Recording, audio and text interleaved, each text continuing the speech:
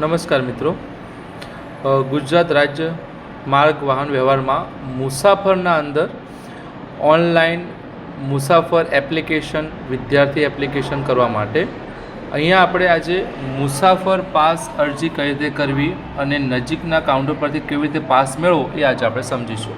સૌપ્રથમ આપણે pass.gsrtc.in પર જઈને મોબાઈલ એપ્લિકેશન અથવા કોમ્પ્યુટરમાં કોઈપણ જગ્યાએ આપણે જઈને ત્યાં પેસેન્જર પાસ સર્વિસ પર ક્લિક કરીશું.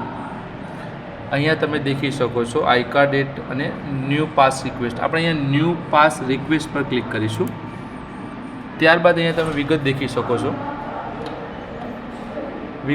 શકો છો જેના અંદર અહીંયા આપણે નામ લખવાનું હોય છે. જેમ કે નામ લખીશું ત્રિવેદી વિશાલ પી. મેલ, જન્મ તારીખ,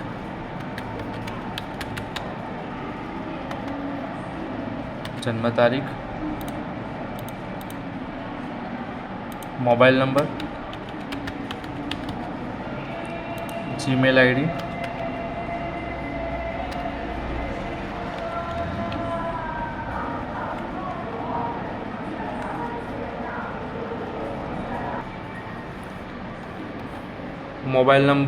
ઈમેલ આઈડી, વ્યવસાય આપણો લખી દેવાનો છે.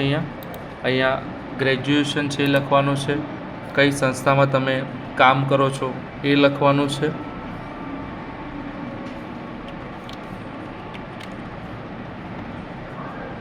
એનું એડ્રેસ લખવાનું છે. ત્યારબાદ અહીંયા જે જગ્યાએ આપણે જોબ કરતા ત્યાંનું સરનામું લખવાનું છે. હવે અહીંયા જે વ્યક્તિને અપડાઉન જે સ્થળ રહેવાનું હોય છે ત્યાંનું વિગત લખીશું. ત્યારબાદ અહીંયા ક્યાંથી ક્યાં મુસાફરી કરવાની છે તો અહીંયા ડીસાથી પાલનપુર, તો અહીંયા ડીસા લેવાનું છે. અહીંયા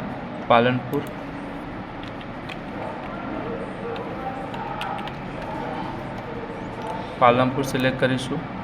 અહીંયા રૂટ આવે છે, એમાં પહેલા નંબરનો ડીસા પાલનપુર સિલેક્ટ કરીશું. કાઉન્ટર અહીંયા તમે દેખી શકો છો, નજીકનું કાઉન્ટર અલગ અલગ બતાવશે. અહીંયા આપણે નજીકનું કાઉન્ટર ડીસા પસંદ કરીશું. સર્વિસના અંદર લોકલ, એક્સપ્રેસ, ગુર્જરનગરી, લક્ઝરી જે સર્વિસમાં મુસાફરી કરવી હોય એ મુજબ અહીંયા આપણે સર્વિસ પસંદ કરીશું. તો અહીંયા આપણે એક્સપ્રેસ કરીશું. અહીંયા તારીખ આવી જશે, અહીંયા દિવસ, ટોટલ પાસ અમાઉન્ટ આવી જશે 1244 રૂપિયા. નજીકના કાઉન્ટર પર પે કરવાના રહેશે. પેમેન્ટ મેથડ છે કેશ અને ઓનલાઈન. અહીંયા આપણે હમણાં કેશ કરીશું. અહીંયા ટિક કરી કેપ્ચા લખવાના છે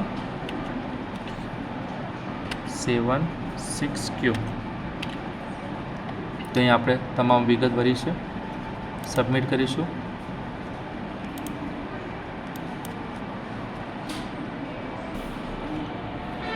કેપ્ચા લખ્યા અને સબમિટ કર્યા પછી આ રીતે અરજી ક્રમાંક આવશે. 672 નંબર આવ્યો છે. તો એ આપણે નંબર લઈ